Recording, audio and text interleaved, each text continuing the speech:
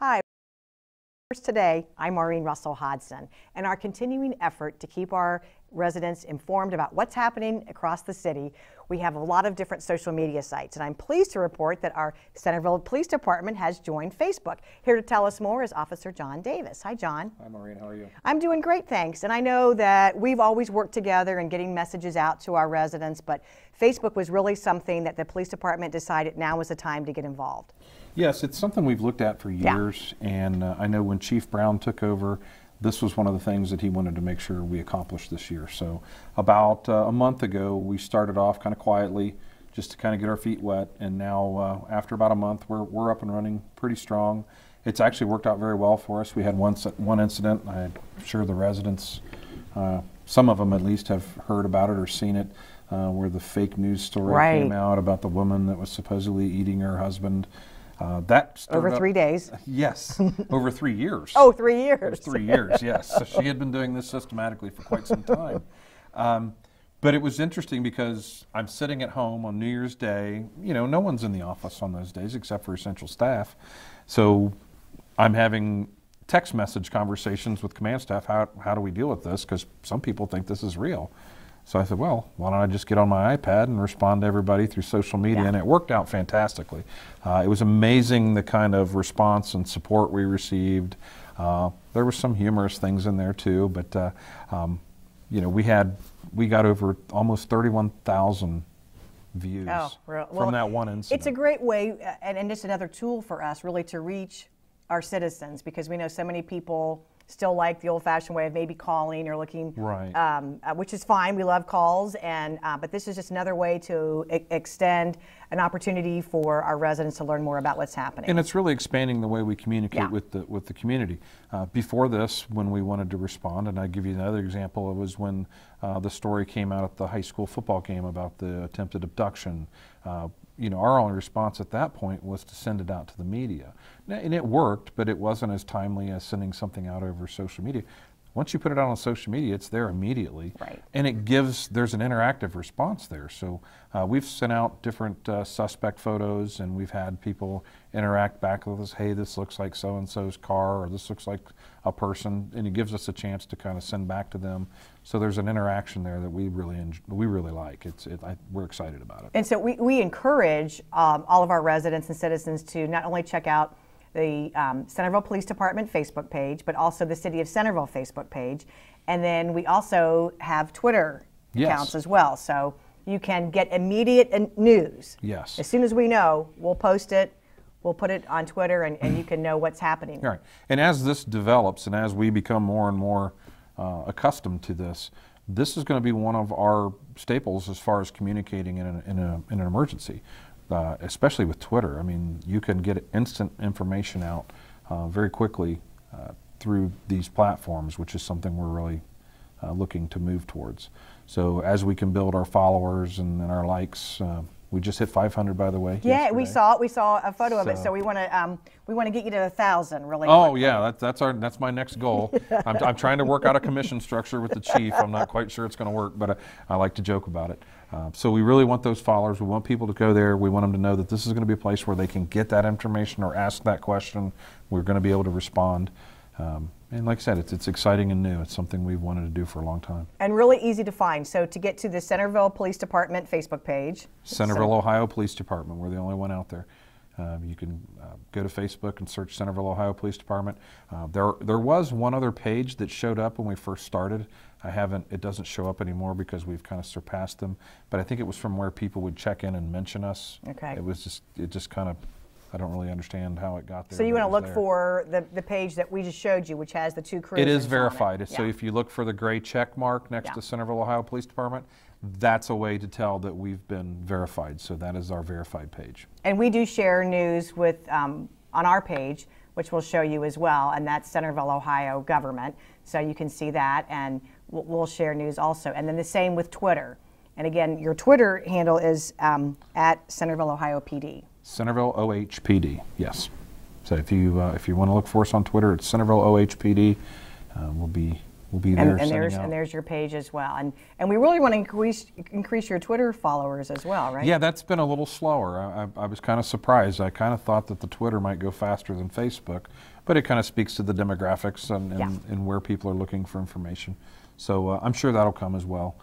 It's just a matter of building that following. So if you're out there, please go and follow us on Twitter, like us on Facebook. We're going to be sending out, we're looking at new ways to have some fun with it too, so there'll be more coming. Yeah, and you'll be up to date on what's happening because it'll be immediate, and that's the best way to know what's going on in the city on both sides of that. Also, just as a reminder, in addition to Facebook and Twitter, of course, we have our Centerville website, which is centervilleohio.gov. We also have Town Crier, which is our quarterly newsletter that can be available in electronic form. We send that to every resident's home. So we have plenty, and YouTube, of course, we have our YouTube channel where you can watch all of our great programming that we do right here at MVCC. Someday we'll go there too, but we'll just depend on you for that one for now. So lots of ways to keep in the Centerville know, and we encourage you to, if you have questions, you can give us a call at 433-7151 or visit our website, again, centervilleohio.gov, and that way you can make sure that you know what's happening in Centerville. So let's move on because some white stuff might be falling from the sky here. We've had a beautiful day. Actually. Yeah, we've had some great weather. Now all of a sudden here we are in January and it looks like we're going to have some snow. A good time to remind people to really think about what they're doing before they get behind the wheel. Yes, that's a great way of putting it. You have to think ahead and prepare so that you don't put yourself in a situation where you're in a hurry or you feel rushed. That's where people get in trouble when you start talking about snow or icy roads, because they're not allowing themselves the distance and the time to get where they're going safely. So I always tell people, make sure you're getting up in time in the mornings to allow yourself time to scrape windows, to make sure your car is warmed up, that you can see 360 degrees around your vehicle. Not that little hole that you scrape We around. don't want to be the tank driver. Right. That's what I call it.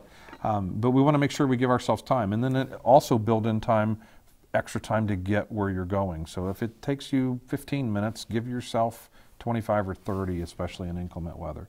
Because again, that's where people get themselves in trouble, when they get in a hurry, when you're starting quickly or trying to stop quickly or taking fast turns quickly. That's when things start going wrong.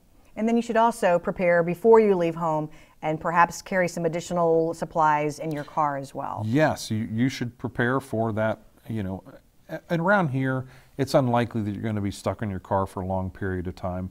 It's not like we're in a rural community, but you would need to, there could be a time where you could be stuck in a car for a couple of hours, so you want to make sure you have a blanket.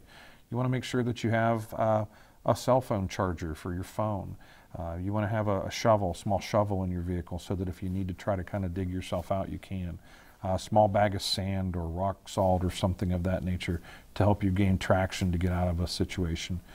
Make sure that you're having road flares so that people can see if you are off the side of the road, they're not running into you. Especially in extremely snowy conditions, they don't see you there until they're on top of you. So there's just a few of the things that you would need to make sure. And don't forget that, the ice scraper and the brush. I mean, that's a simple thing that I think, because we really haven't had that yet this season, we may not have put it in our cars yet. So make sure that there's a list of some suggested items.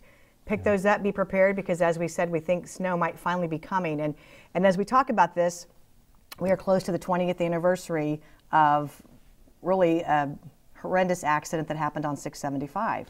Yeah, this Saturday, January 12th, will be 20 years from the accident on 675 that took the life of John Callaman and Washington Township firefighter Bob O'Toole and an injured Chuck Arnold. Yeah. So we want to remind everyone, please take your time, pay attention to the lights on the side of the road, make sure you're slowing down, getting over.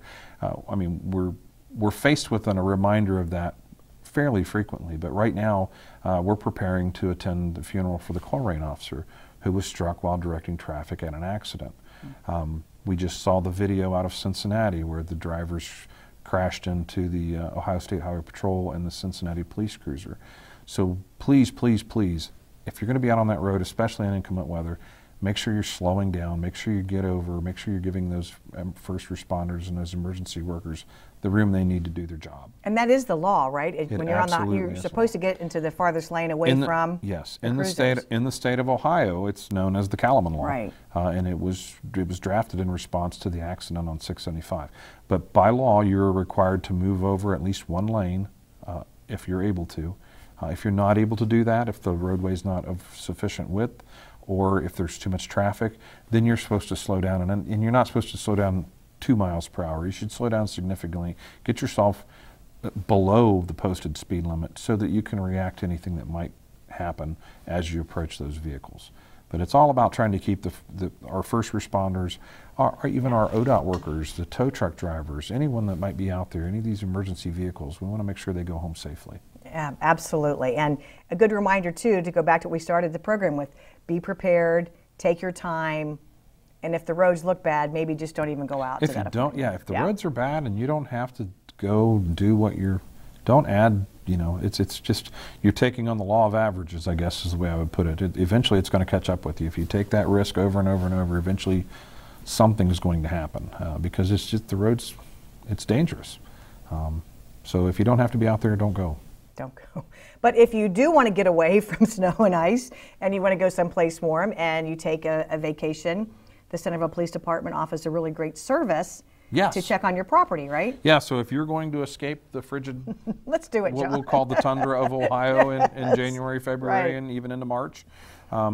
Yes, if you're going to be leaving on a vacation or if you're going to be gone for a while, please call us. We have our vacation house check program. We will come out, and as time permits, we will come out, check the residents. We get some basic information from you on how to contact you if in the event something would happen. We would know how to get in touch with you. But it's a great way. It's a little peace of mind for you when you're all the way, in Florida, or if you go the opposite and go to Michigan where it's even colder. I don't know. It's a way for us to contact you, and you have a peace of mind knowing that something's not going to go unchecked for months at a time or weeks at a time. And what's the best way to register for that? Through the website? Probably the easiest way is you can go through the website, but we still need to get that information over to our dispatchers, so we need that hard copy. There's not a way to submit it electronically because we've had people do that in the past where they filled it out and they email it to me. And sometimes if I don't see that email for several days, and we've had incidents where someone's been gone for a week and I was out of the office for 3 days, so half the time they were gone, we had no idea. So we would encourage you to make sure you're either calling into our dispatch center, they'll walk you through it, or if you can drop that off to us so we have the hard copy in hand. That's probably the best way to do it. And that's called Vacation House Check. Vacation House. And then the other thing that we always want to remind people is to lock it, don't leave it. I think I could come on the show once a week with you and give examples as to why. I know we had the incident back in October where we had 22 vehicles that were gone through. And when I say gone through, because they weren't broken into, I don't blame anyone for this, but all these vehicles were unlocked, including one vehicle that was stolen. It was unlocked with the keys in it, and there's all kinds of valuables left. But what we're seeing now, and it's a verification of what we've been saying.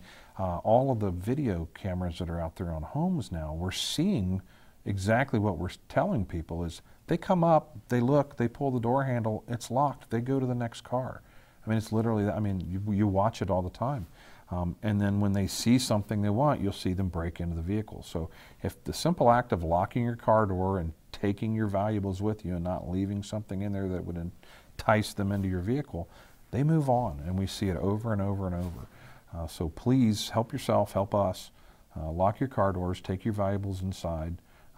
Don't leave anything in your vehicle that you're not willing to part with is really what it comes down to. Yeah, and it's so simple to remind people. We say lock it, lock it, lock it, but yet, as you said, every day somebody somewhere is probably just a crime of opportunity because you didn't lock your door. That's exactly what it is. Yeah.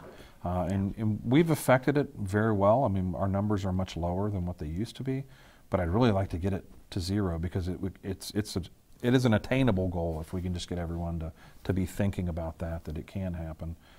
And just, like I said, lock your car doors, take your stuff with you. Well, thanks for sharing some time with us today. We hope that you check out the Centerville, Ohio Police Department Facebook page, and we'll see you next time.